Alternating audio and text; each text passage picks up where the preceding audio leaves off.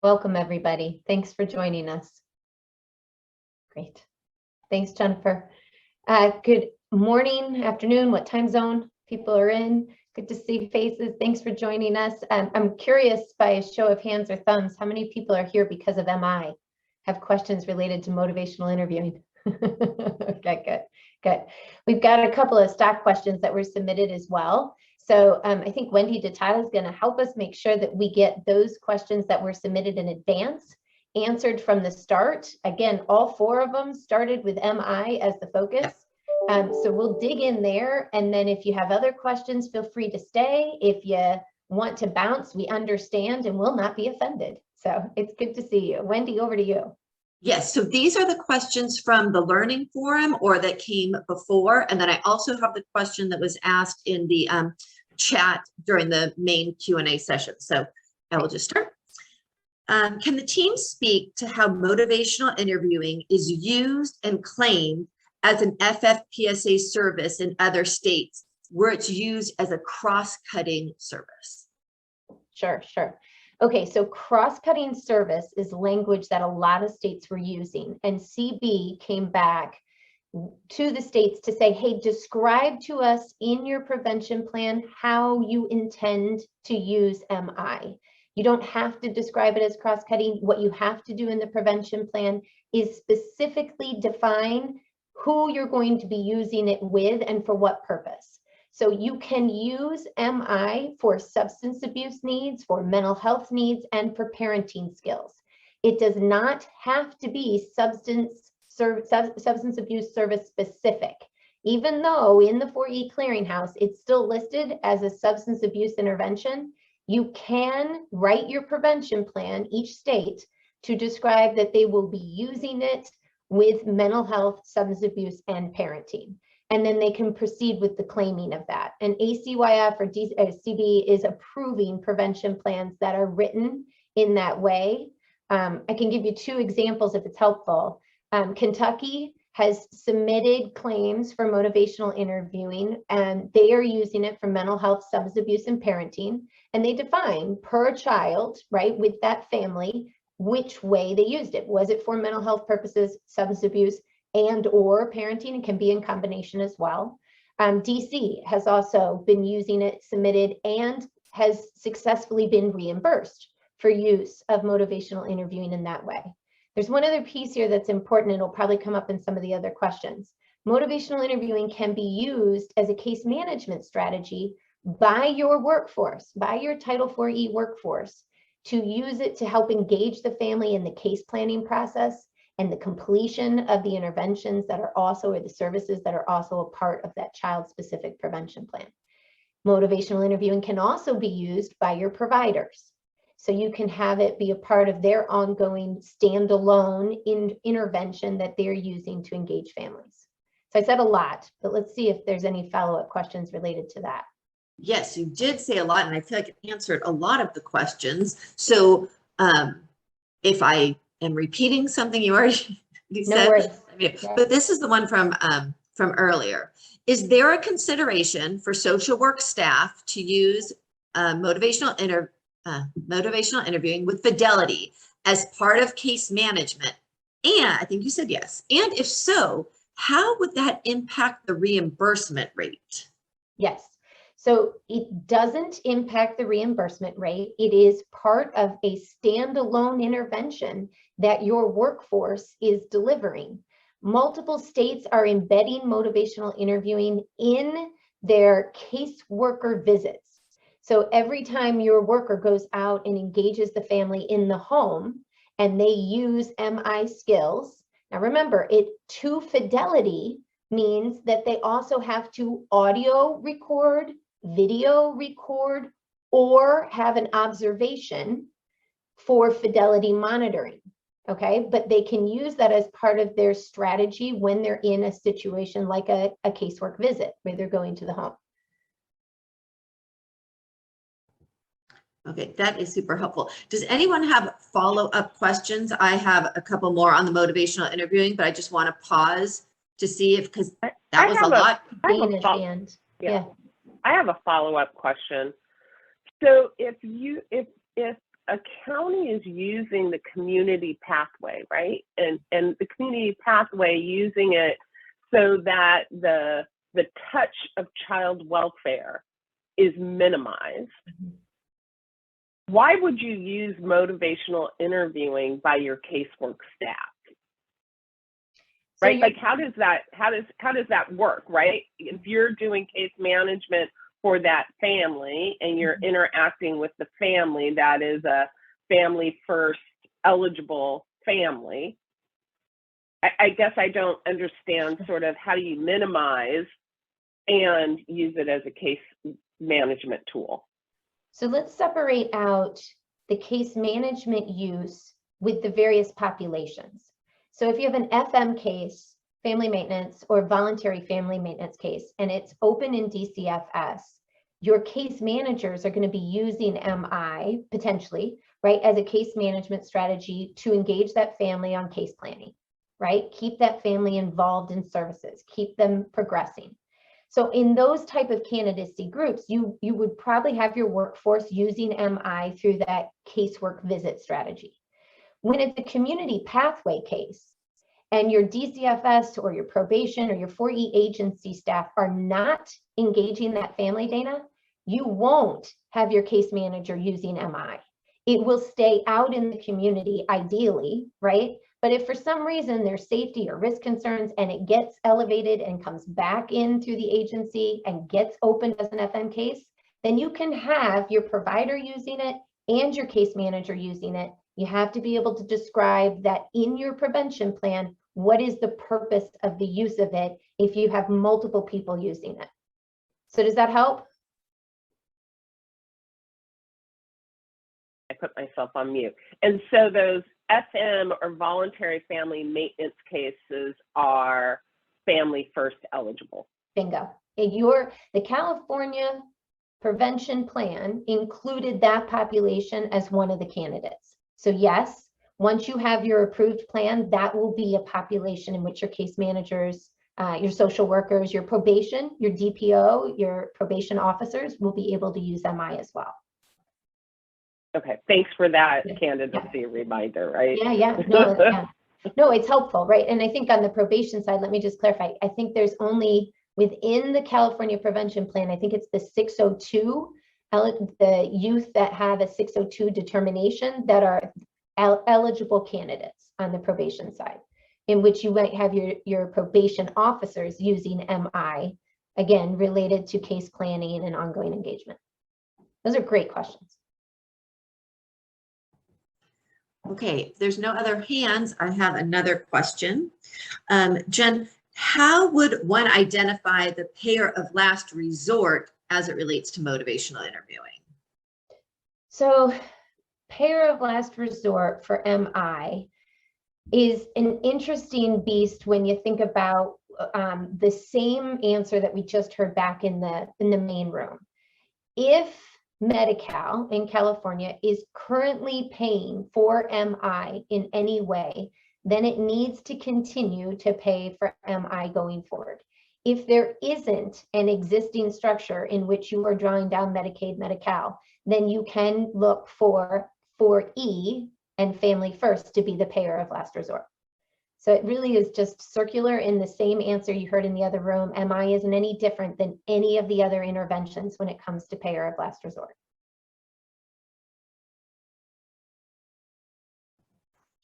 Okay, I think that you covered these other questions in your answer. Can I dig into one more that I think? Absolutely. One more that surfaced. So if you had an intervention, let's say family checkup, that's in your California plan. It's one of the interventions included. Family checkup has motivational interviewing included in it. Any 1 hour that a provider spends with a family cannot be billed to 2 separate interventions. You can only bill one intervention. So you would bill family checkup, you would not bill MI because that provider is using MI as part of family checkup. So just want to make sure that's clear to folks because I think there's also been questions looking at the complexities of that.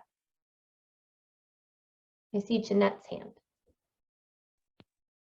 Yeah, it's kind of related to what you just said. I know because that was our challenge with our, like when we're talking with our mental health providers about, and our substance abuse providers about what they're providing for their interventions. And because when they bill for, an hour of therapy, they don't bill for specific interventions. They don't say, well, unless it's a really specified thing like PCIT or something like that.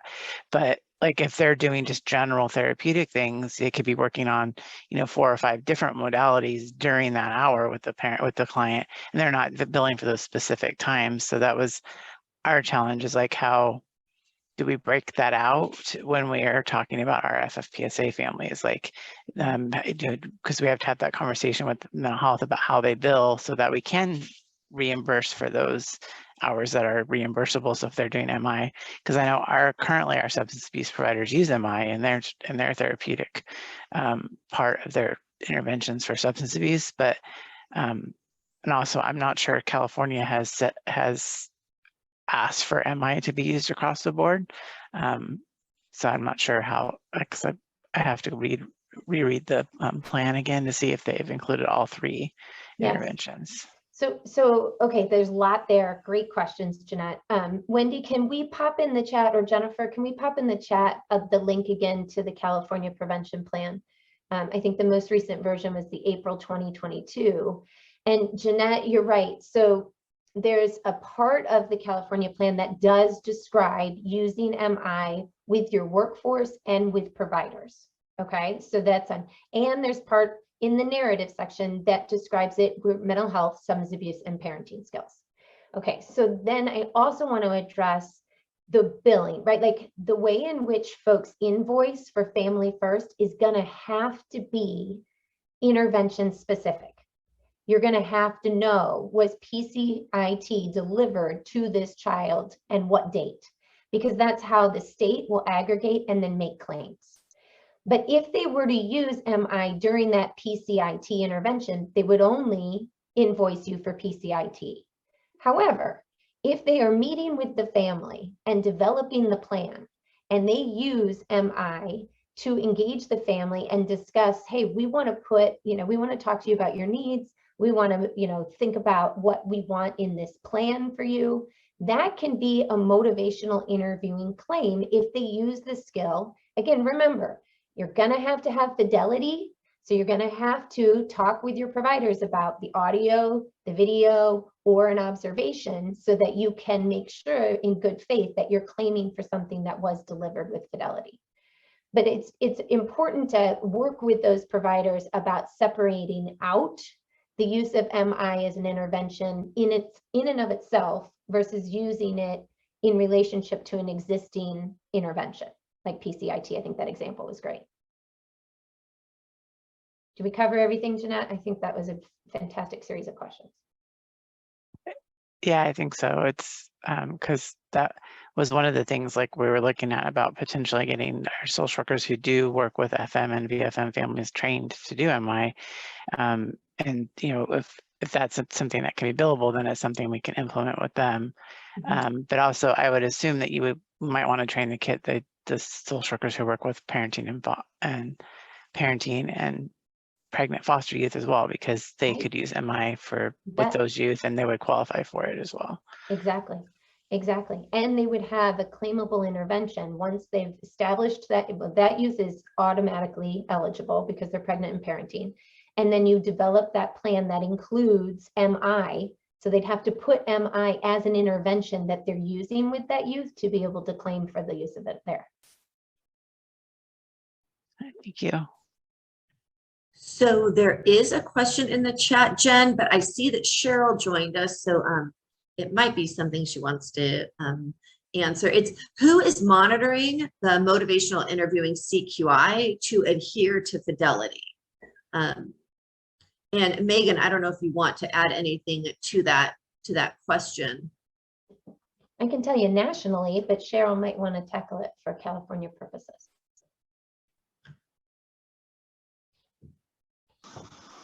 You could go first. Sure, happy to. Okay, so nationally, there's a couple of different models that folks are pursuing. Some are using external coders. Okay, you can do internal coders. They might have a contract with a university partner who will do the training of their staff and their providers to Fidelity. They will introduce the Fidelity tool. They will train the workforce on the importance of ongoing support and coaching related to their use of motivational interviewing.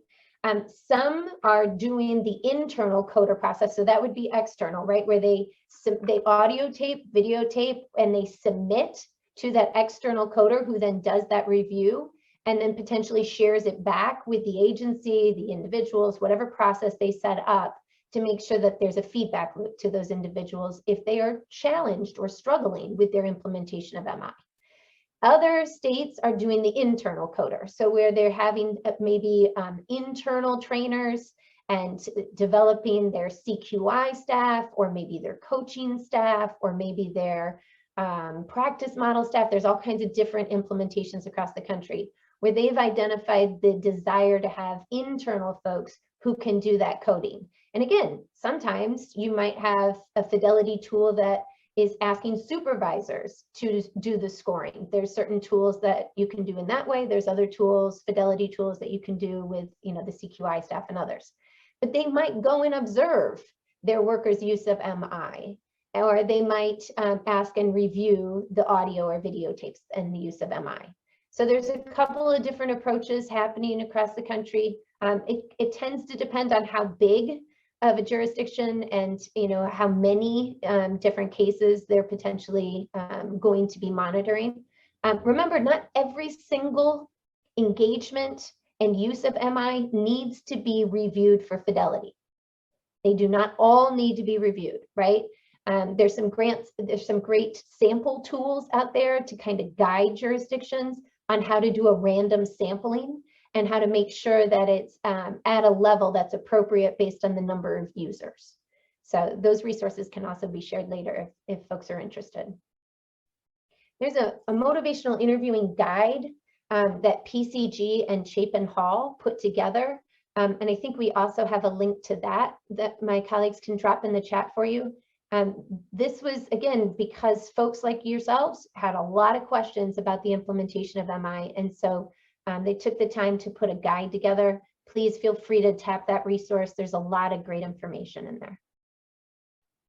I will also say that in this learning series, we are going to have one on CQI September 21st. So there you can see there are links to the learning series, but we are going to address the CQI elements in the September learning forum. So I don't know that California has any more details on motivational interviewing. Cheryl?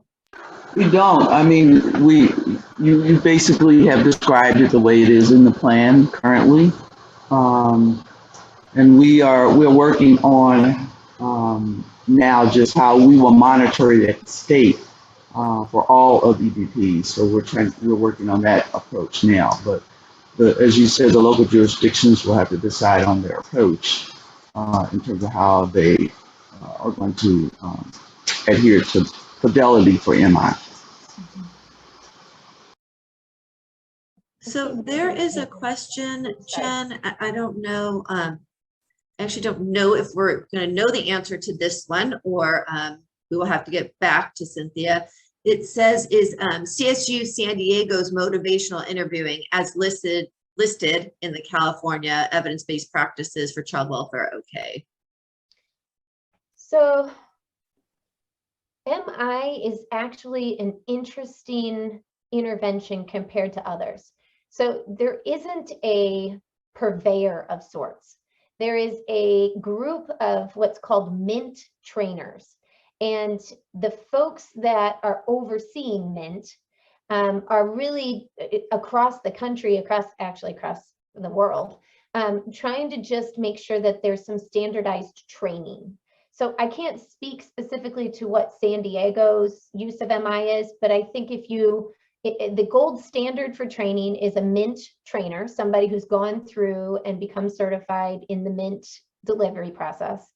and then knows the Fidelity tool that California has selected. And I think it's the MICA 3.2 that's in the April 2022 California Prevention Plan.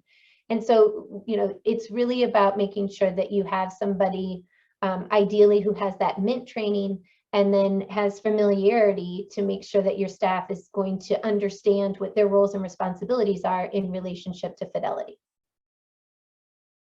And I see Megan's hand, Wendy.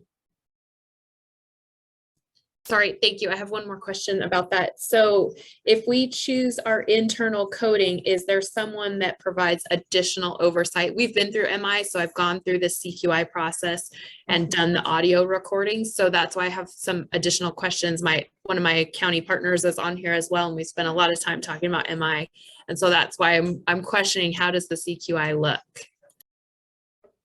So again, so Megan, let me see if I can answer it nationally, right? Like how it looks nationally is that you have the recordings and you have a random sampling, and that recording goes to the individuals who will review and code your use of MI. Typically, they look at only 15 minutes of that recorded session. And if they find that as they're going through the process of trying to code, they don't really see the use of skills, oftentimes they just fast forward and they look for another part of that submission that they can code your use of MI at that time. And then what they'll do is keep track of your specific coding. Oftentimes it's uploaded into a system that someone within that state is reviewing those and potentially sharing that data back with at an agency level or a state level. Just depends on how they set up the infrastructure for it. But you want to have some checks and balances, right? You want to have somebody who can then review that aggregate data and say, hey, Megan's using this really well. We don't need to review her, right, much as frequently as we're reviewing new people who are just starting the use of the intervention. Some recent discussions that we had with a university partner was their plan for MI was to do some coding in the first 8 weeks of folks' use, and maybe 10% of their submissions in video or audio in the course of those 8 weeks. And they were going to look at 10% of the times that they used it. And then they were going to move to every 6 months or maybe even every year, based on, again, this person's ability to demonstrate the skills to Fidelity. So you don't have to look at that sampling in the same way over time. But I hope I answered everything there, Megan. I probably went further than you asked. No, I think you explained the internal process in the way that we had used it before. So my question about is, if we choose to internally audit that or CQI that, then is there additional oversight that the state or national level has over the internal process? Yeah, so again, I don't know what California specifically will require at the state level. Some states are, yes, looking at that aggregate data and following up with different agencies, providers, folks who might be struggling, right, to make sure that there's a plan in place to provide coaching and additional support. But I also want to say that nationally, there is zero requirement as of yet for Family First Fidelity data to be shared back with CB or with ACYF. There's nothing yet. Now, we've all lived through CFSRs and PIPs, and we all can probably dream of a future where Prevention 4E is also, embedded in some kind of, review process, federal.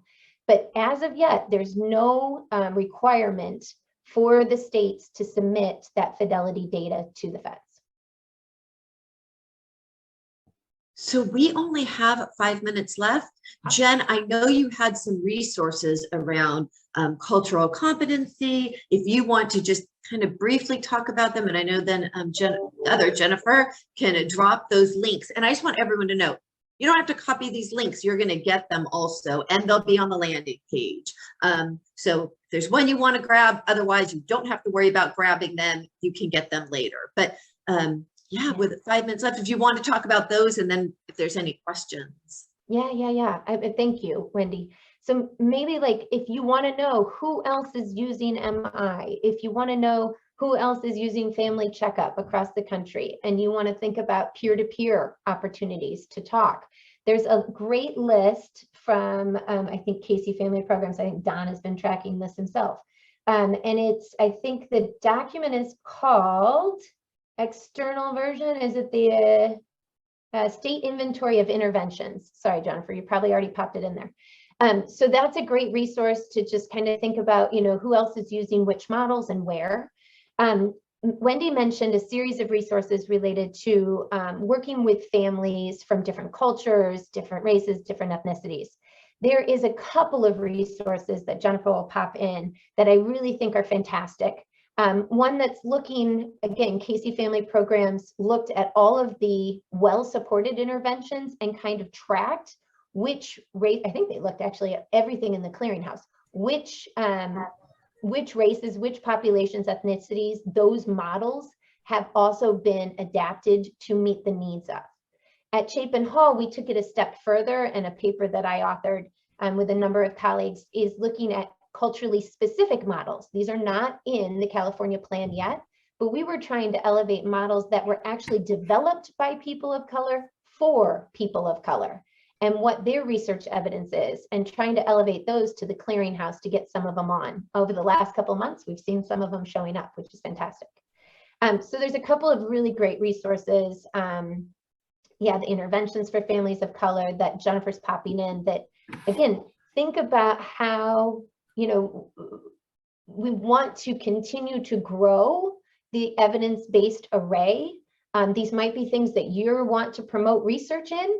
These might be things that you want to promote inclusion of in future iterations or amendments of the California plan. Lots of good resources here. I don't know if there's anything else huge. No, okay. I think you hit everything. Thank you so much. If there are any last questions, and then we just want to remind everyone that the next forum is next week on July 20th. They're not supposed to be so close together, but 4th of July messed up this month. So we actually have one next week on governance and stakeholder collaboration. But then in August, we are going to be talking more about design. So that'll be the EBPs. So definitely check out the whole series. They go through November and really following along with what is required in that CPP and how to get yourself all ready for implementation. But other than that, I will open up to more questions in just our last couple of minutes. Hey, Wendy, Anita put something in. Do you mind if I go there for just a second? No, please. Because I think it has implications to what I said before about there not being a federal submission requirement of MI or any other Fidelity yet. Okay, what is though, you guys, not, you cannot avoid Fidelity. Because you are entering into essentially a federal contract with the approval of your prevention plan, CB can audit you. They can come back and take dollars away if you are not doing the fidelity monitoring. Nobody wants to set their state up for that. So fidelity monitoring is required by nature of entering this agreement with the feds that you are going to implement this prevention plan in the way that you described in the approved plan. So it's an important point that I want to make sure folks know. You can't opt out of fidelity monitoring and make a claim in good conscience. You just can't. You're going to set yourselves up for a whole slew of other problems. Jen, thank you so much. This was so incredibly informative. There had been so many MI questions, so appreciate you being here so much. And I think you're going to be showing up for some other learning forums. So thank you. No problem. Thanks, everybody. Thanks, Wendy. Thank you.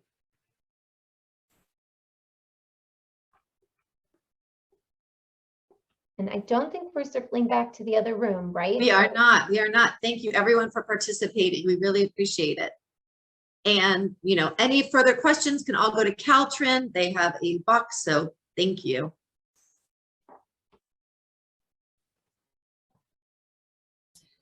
Wendy, while you're kicking people out, can I bring up something that may present eventually? Yes. So because we went through MI before and we use epics here and we were recording those sessions, I'm with probation, where we're recording those sessions for our quality purposes and Fidelity, and an attorney requested the recording. And so we started eliminating those the minute we got those coded. So that's why some of my questions are about what would the national Fidelity piece oversight look like, is because if those have, we would still have the coded written document, but we would no longer have the tape. And that might be something that comes up as how is that going to be addressed? Yes. Wow. Okay. That's super helpful.